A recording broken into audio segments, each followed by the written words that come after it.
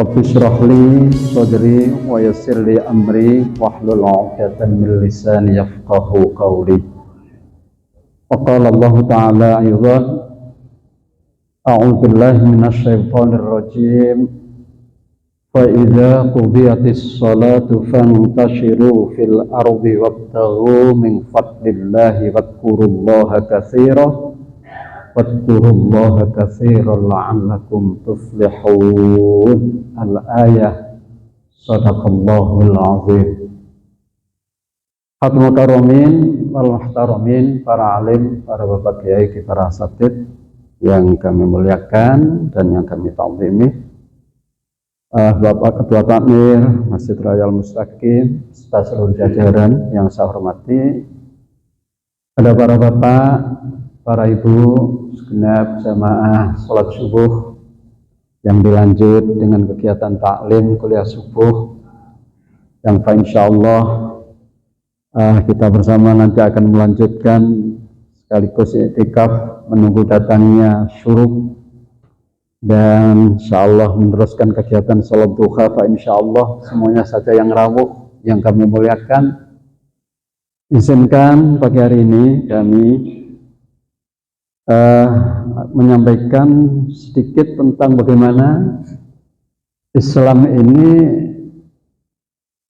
dalam upaya mengentas kemiskinan. Bagaimana sebaiknya pribadi-pribadi muslim-muslimah ini bersemangat dalam rangka untuk menyongsong rizki Allah.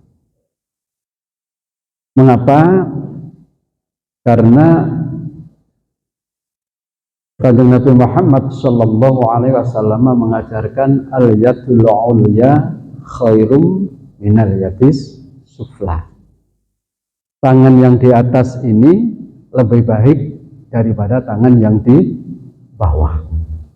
Yang maksudnya kurang lebih orang yang suka memberi, orang yang suka paring, ya, yang suka berbagi, menika lebih baik, lebih utama daripada orang yang suka menerima. Jadi al-yadul ulya, tangan yang di atas, khairun minal yadis sufla, lebih baik daripada tangan yang di bawah. Belum lagi ketika kita berbicara, ya, Islam mengajarkan kita bagaimana kita harus berzakat. Jika seseorang sudah ada kemampuan memenuhi nisab dan haulnya, maka dia harus mengeluarkan zakat, membayar zakat. Berarti di sini Islam mengajarkan kepada kita bagaimana agar kita ini menjadi orang-orang yang bisa masuk dalam golongan muzakki, orang yang bisa mengeluarkan zakat dan bisa wajib zakat. Belum lagi ketika itu diperintahkan la tasuddur rihal illa ila salasati masajid, Masjidil Haram, Masjidil Hadza, Masjidil Aqsa. Kanjeng Nabi Muhammad sallallahu alaihi wasallam dawuh, bersemangatlah kalian untuk bepergian. Nggih, mafhum halal seperti itu. La tasuddur rihal, jangan engkau ngoyo bersemangat untuk bepergian kecuali menuju 3 masjid. Maksudnya kirang langkung kurang lebih kita diperintahkan oleh Kanjeng Nabi untuk bersemangat mencari bekal agar kita bisa berangkat bepergian rihlah al-muqaddasah, bepergian suci menuju 3 masjid. Yang pertama menuju Masjidil Haram yang berada di kota Mekah. Secara otomatis di situ kita akan melaksanakan umroh. Insyaallah kita akan tawaf, sa'i, tahallul, ya, dan melaksanakan kewajiban-kewajiban di Masjidil Haram dan seterusnya. Yang kedua kita diperintahkan agar berusaha bersahaja dalam rangka mengumpulkan uang saged tindak datang Madinah, Masjidil Hadza, masjidku, kata Rasulullah. Jadi apa? Setelah kita diperintahkan untuk bisa bersemangat dalam rangka mencari rezeki karunia Allah agar bisa menuju Makkah, menuju Masjidil Haram, menuju Masjid Nabawi, sekaligus sawan ziarah datang beliau baginda Rasulullah Muhammad sallallahu alaihi wasallam, kita diperintahkan untuk bisa menuju Masjidil Aqsa. Ini maknanya apa? Berarti kalau punya pengen semangat maaf nyambut gawe usaha ikhtiar yang maksimal lek rezeki nang berangkat teng Mekah Madinah amin Allahumma amin. Mudah-mudahan barokah hadir panjenengan pagi hari ini di Masjid Raya Al-Mustaqim untuk hadir menunaikan jamaah subuh sama-sama Ustaz Zainul. Subhanallah Ustaz eling seksudes kalau begitu Masya Allah. Dan selanjutnya kita ikuti kegiatan taklim pagi hari ini. Mudah-mudahan ini bagian daripada wasilah Allah akan memudahkan kita, Allah menyegarkan kita untuk bisa berangkat menuju Makkah Madinah. Amin Allahumma amin. Allahumma yassir lana ziyarata Makkah Madinah wa ibadatil umrah wal haji. Amin Allahumma amin. Berarti ini Kanjeng Nabi mengajarkan kepada kita pengen semangat bekerja, melumputna duit sing kathah, ya lek pun duit ngempal niki mboten nglencer sing tebih-tebih rumiyin, mboten tur siti tur sang jauh-jauh dulu. Ya, nah tapi diutamakan saged bepergian datang Mekah, Madinah atau datang Masjidil Aqsa yang berada di Palestina. Nah ini. Kemudian yang berikutnya dalam ayat yang kami bacakan di depan kalau ya, Allah mengajarkan kepada kita ya ayyuhalladzina amanu idza nudiya lis-sholati min yaumil jumu'ati fas'au ila dzikrillahi wa dzarul bai' dzalikum khairul lakum in kuntum ta'lamun. Kelanjutannya fa idza qudiyatis sholatu fantashiru fil ardi wabtaghu min fadlillahi wadhkurullaha katsiran la'allakum tuflihun. Khusus kita para bapak-bapak khususnya ini diperintah ketika hari Jumat ya ayyuhalladzina amanu idza nudiya lis-sholati min yaumil jumu'ah fas'au. Ketika kita sudah diperintah ya, tanda-tanda biasanya speaker sudah dinyalakan, biasanya 10:30 sudah mulai berbunyi. Ya, kemudian kita disuruh segera persiapan untuk menuju ke masjid. Fas'au, lebih-lebih ketika sudah panggilan adzan dikumandangkan, bersegeralah kita menuju masjid. Ya, fas'au ila zikrillah wa dzarul bai'. Untuk sementara aktivitas pekerjaan, ya, hal-hal, ya, apapun sementara kita tinggalkan. Wa dzarul bai', tinggalkan jual beli.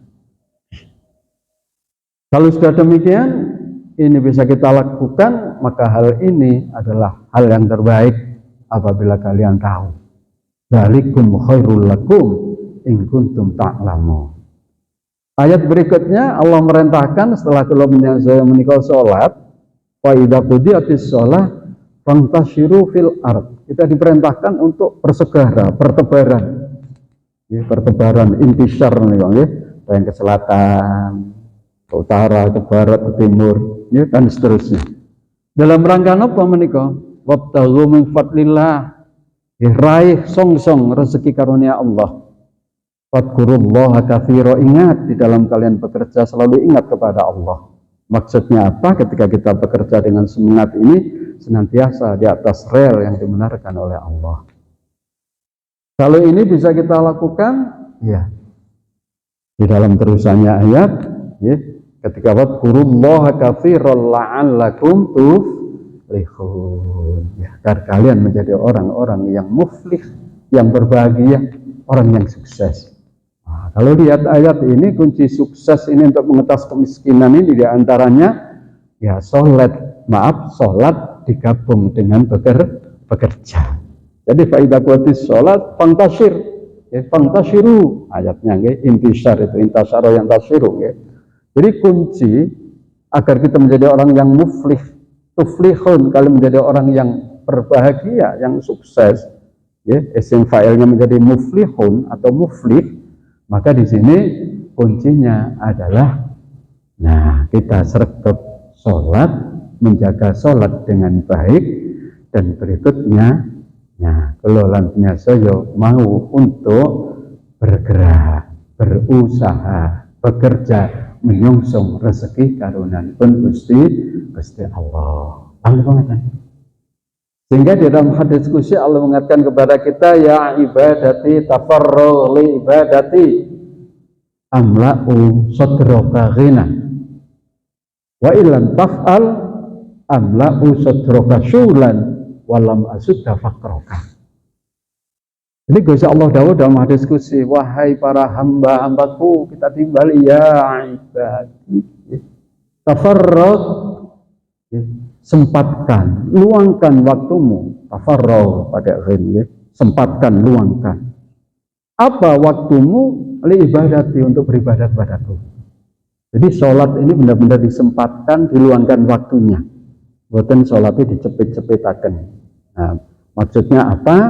Sholatnya ini benar-benar diluangkan waktunya, khusus sekian menit ini untuk sholat. Sebelum masuk waktu sholat kita udah persiapan, kita segera berangkat ke masjid untuk ikut berjamaah. Setelah selesai kita berdoa, kembali ke tempat kerja. Benar-benar kita sempatkan waktu kita. Ketika kita memperhatikan panggilan Allah seperti ini, Bapak Ibu, maka Allah akan memberikan kita yang pertama, kefakiran ini akan dihilangkan.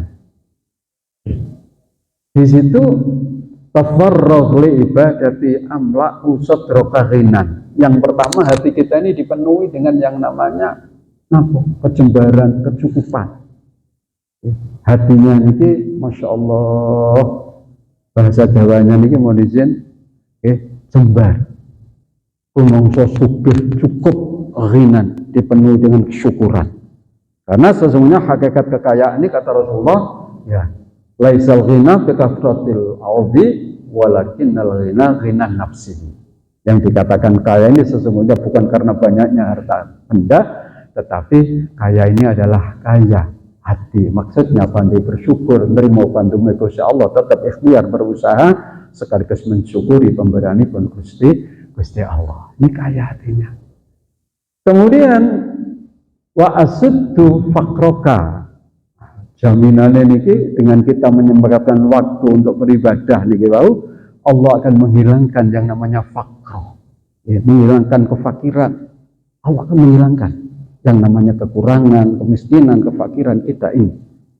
Tetapi ketika tidak mau melakukan, Bapak Ibu nyun sewu, ya, maka amla'u sadraka syulan walam asudda faqroka.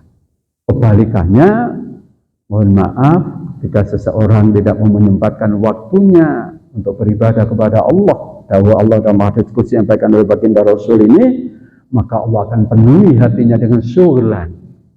Syughlan ini kesibukan-kesibukan yang tidak pernah habis. Kesibukan, kerupekan, kerepotan terus. Aku jani kepengin sholat tapi saya sibuk. Aku sih repot mulai selonggar terus sibuk. Terus kejar-kejar pekerjaan, kejar tayang, kejar target, terus ini syugulan, kurang terus, sibuk terus. Nah, yang kita takutkan, walam asudda faqroka naudzubillah, Allah tidak akan menghilangkan yang namanya sifat kekurangan ini. Ini. Jadi para jamaah, Bapak Ibu rahmatullah, dari sekian banyak kunci sukses agar seorang hamba Allah yang beriman ini dijauhkan dari sifat fakir tadi. Satu, semangat bekerja, semangat ibadah. Kalau kita membaca di dalam surat Al-Ankabut, ya, Pak insya Allah ayat 17, itu disuruh nambah satu, wabtahu indallahi rizqa wa'buduhu washkurulah ilahi turja'un. Wabtahu indallahi rizqa wa'buduhu washkurulahu ilahi turja'un. Subhanallah ini. Jadi Islam ini mengajarkan agar kita punya etos kerja, semangat dalam bekerja, semangat dalam beribadah, berikutnya semangat dalam bersyukur. Bagaimana Allah dawuh fattahu 'indallahi rizqa, song-song raihlah, carilah rezeki di sisi Tuhanmu. Jadi hakikat rezeki ini adalah saking Gusti Allah. Saking Gusti Allah. Rezeki ini dari Allah, yang paling adalah Allah. Kita ini sak dermo, mohon maaf bahasa Jawanya sak dermo, berusaha. Di dalam ayat yang lain Allah dawuh wa fis samai rizqukum ya wa ma tu'adun. rezekimu iku kula kabeh ana ndek langit. Nggih, Allah dawuh, wa fis samaa'i rizqukum. Rezeki kalian itu ada di langit. Segala apa yang Allah janjikan itu semua akan diberikan. Ini ada di langit. Maksudnya bahasanya masih di atas. Ya. Kalau kita artikan secara hakiki, sedaya niki saking Gusti Allah. Jadi sehingga tadi setelah kita diperintahkan untuk mencari rezeki di sisi Allah, perintah berikutnya wa'buduhu. Lagi-lagi kita disuruh beribadah, menyembah Allah, disuruh ibadah. Nah, kalau sudah berusaha secara zahir, secara fisik, kita tadi berusaha secara batiniah, secara rohaniah, kita sholat, kita ibadah, baru berikutnya washkuru lahu, bersyukurlah kepada Allah, wa ilaihi turja'un, dan hanya kepadanya kalian akan kembali. Subhanallah, ketika kita mengingat seperti ini para jamaah, maka tiga hal ini yang terus kita lakukan agar mendapatkan rezeki yang barakah yang akan mengantarkan kita menuju keselamatan dunia akhirat ini. Satu, bekerja semangat, yang kedua ibadah, dan yang ketiga bersyukur. Mengapa ditutup dengan bersyukur? Ya karena nun sewu, alhamdulillah kita sudah bisa bekerja, sudah bisa berusaha, bergerak, ya, mengangkat yang namanya alat, mencangkul, ya, membajak sawah, mungkin menggerakkan jari-jari kita di depan laptop kita, ya, nun sewu, akal kita bergerak. Ini hakikatnya pertolongan Allah. Kita sakit pekerjaan ini sedaya pitulunganipun Gusti Allah. Demikian pula ketika kita sholat, alhamdulillah betapa banyak orang yang sehat tapi sementara berat menunaikan sholat.